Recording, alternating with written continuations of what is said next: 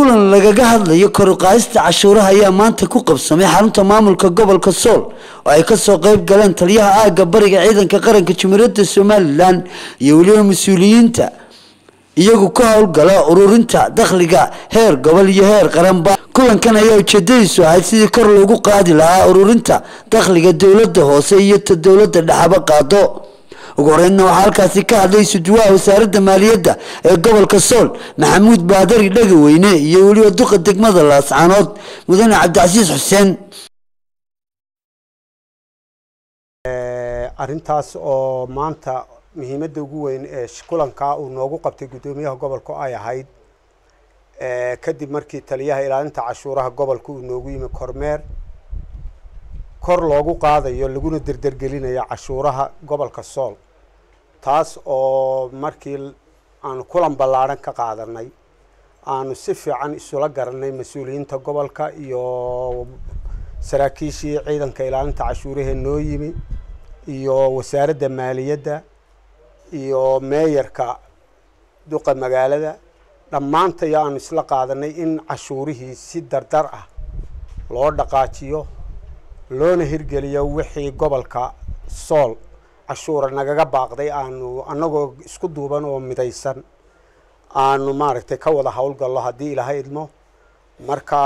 hawshaasi si wacan ayay maaragtay aanu u rajaynaynaa inay noogu hirgasho aad iyo aadna waxaan ugu dadaali doonaa inaanu ka midho dhalno haddii Ilaahay idmo. idinka saxaafad ahaan aad iyo aad ayaan idinku soo jeedinayaa ammaan iyo bogaadin sida xilkasnimada iyo wanaagga iyo ma garanaysaa dadaalka badan ee had iyo jeer uga qayb qaadataan howlaha qaranka gaar ahaan TV-ga qaranka oo habeen iyo habeen meel kasta oo hawsha qaranka lagu hayo taagan iyadana aad baan ammaan ugu soo jeedinayaa iyo saxaafadda kale madaxa banaanba. alxamdulillaah rabbil caalamiin maanta waad aragtaan intaas oo mas'uuliyiintii gobolka iyo wasaaradda maaliyadda iyo ciidamadii qaranka iyo ciidamadii bilayska iyo dhammaan looma kala harin hawsha insha Allahna way madha dhalaysaa. aad iyo aad baadna u mahadsantihiin. wassalaamu calaykum waraxmatullaahi wabarakaatuh. bismillaahir rahmaanir rahiim. maanta oo bisha 22 bisha afraad 2017 shir baan sugnay xarunta gobolka maamulka heer gobol iyo heer degmo saraakiisha maaliyadda taliyaha ilaalinta cashuuraha iyo saraakiisha kale ciidamada. shirkaasi wuxuu daaranaa isxog wareysi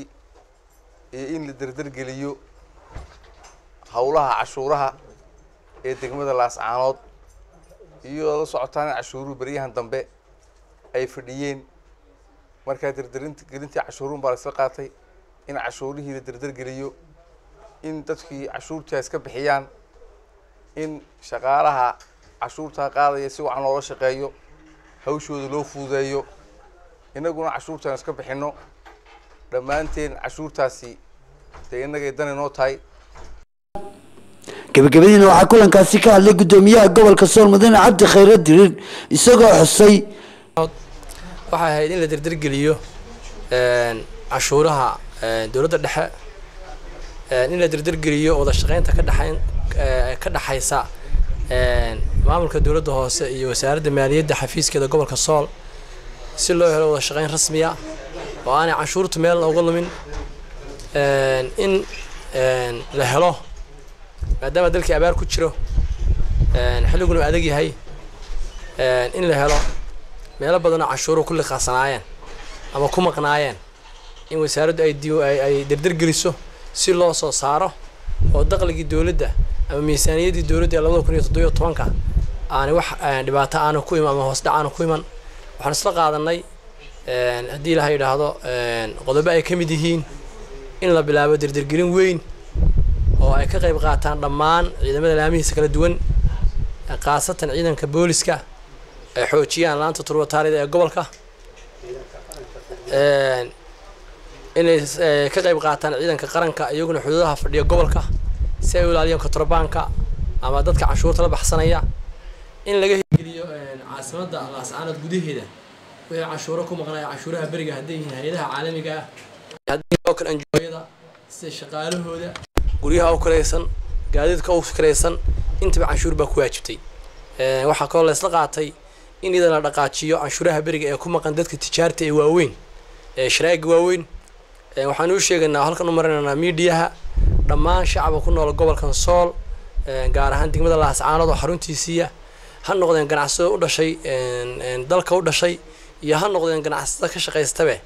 in wixii ku waajibay canshuura ee dawladda dhexe iyo dawladda hooseba in iska bixiyaan waxaan ku garab taaganahay wasaaradda maaliyadda xafiiskeeda gobolka Sool iyo ciidamada qaranka kala duwan gaar ahaan laanta ku shaqada leh canshuuraha turbataariyada booliska inaanu garab taaganahay habeen iyo maalin la shaqeyn doono maskax iyo muruq ku bixin doono in canshuurta la helo cidda bixin weyda canshuurta ku waajibtay ee qaranku ku waajibiyay ee sharcigu ku waajibiyay ee wixii lagu lahaa talaabo sharci laga qaadaya anagoo dhamaantayo saddex taagan haddaan ciidamada noocyadiisa kala duwan haddaan maamulka heer gobol iyo heer degmo haddaan maxkamadaha waxay waa guuranaa waxaan u sheegnaa dadku in canshuurta iska bixiyaan canshuurtu waa la weydiin doonaa waa la iman doonaa shaqaalaha wasaaradda maaliyadda iyo ciidanka ilaalinta ay iman doonta si nabadgelyo oo aan dhibaato ku jirin canshuurta bixiya cidda diida si yar fudud oo aan dhibaato ku jirin baa sharciga loo hogeyn doonaa iyadoo mudan doonana canshuurtii oo laga qaaday iyo ganaax ciqaabeed oo ku dhaca waxaan halkan mataqaanaa waxaana kulankaasi ka dhex muuqday taliyaha ciidanka ilaalada cashuuraha Jamhuuriyadda Somaliland waxaana maalmihii dambeeyay ku qabsamay xarunta maamulka gobolka Sool iyo waliba xarunta wasaaradda maaliyadda ee magaalada Laascaanood kulano kor loogu qaadayo ururinta dakhliga waa Barkhad Cumar Axmed warbaahinta qaranka Jamhuuriyadda Somaliland Laascaanood.